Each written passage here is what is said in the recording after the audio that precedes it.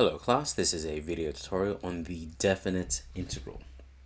The most straightforward calculation of integration finds the signed area between a function and the x-axis within a given domain.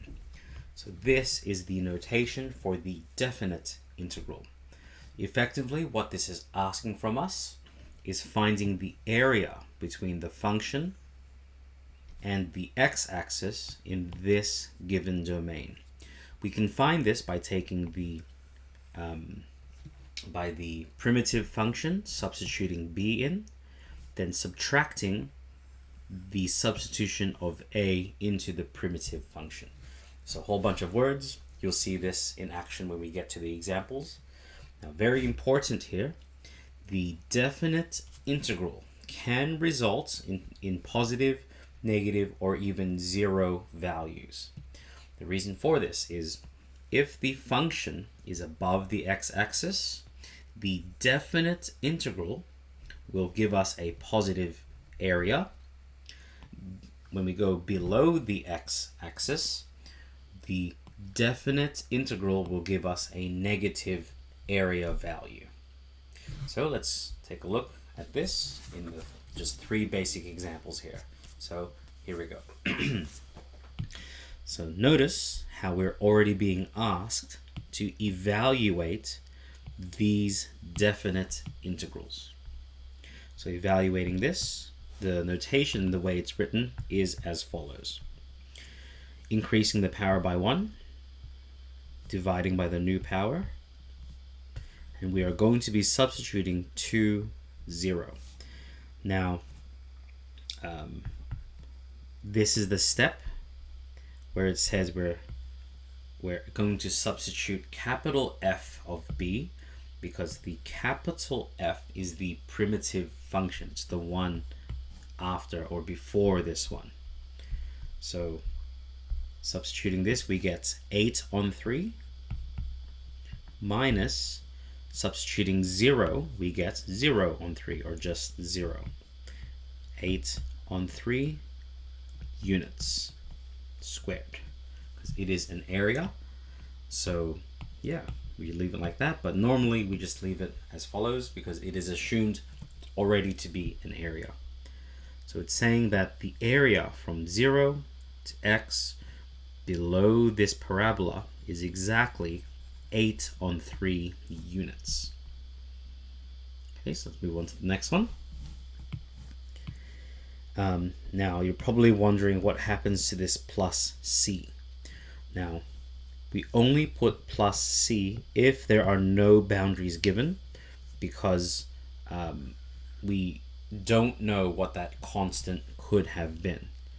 But with this one, I'll demonstrate to you what happens if we do have the plus c included. So here we go. Integrating this, we get half x squared plus 2x. And now let's say we do have this plus c here. Okay, so we don't normally do this for definite integrals, but just showing you what would happen if we did. Substituting negative 2 in here. Let's grab our calculator. This will be half times negative 2 squared, plus 2 times negative 2. Now that c is a constant, so it will remain as plus c. That is the substitution of negative 2. From that, we need to minus the substitution of negative 4. So substituting that now. So going back, negative 4, we get 0 plus c.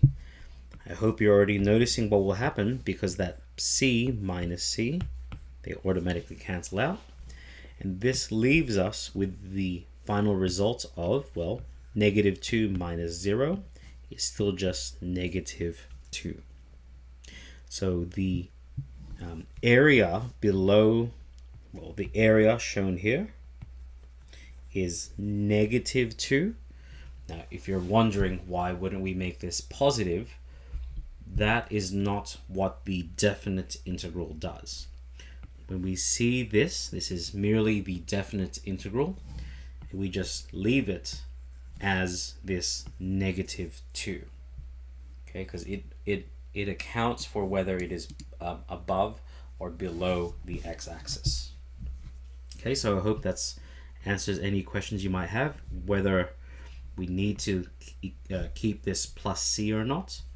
With definite integrals, where there's a boundary given, you don't need to include it because it automatically disappears in this step. Okay, so let's do a final example here. Let's move this out of the way. Again, increasing the power by 1, so x to the power of 4. 8 divided by 4 is 2, minus x to the power of 0, increase the power by 1, you get -1x, or just -x. Substituting from 4 minus -3. Using our calculator to resolve this, 2 times 4 to the power of 4 minus 4 gives me 508, minus, substituting -3 now,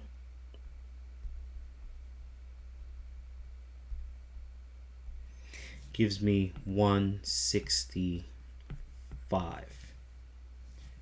Okay, so evaluating all of this, so 508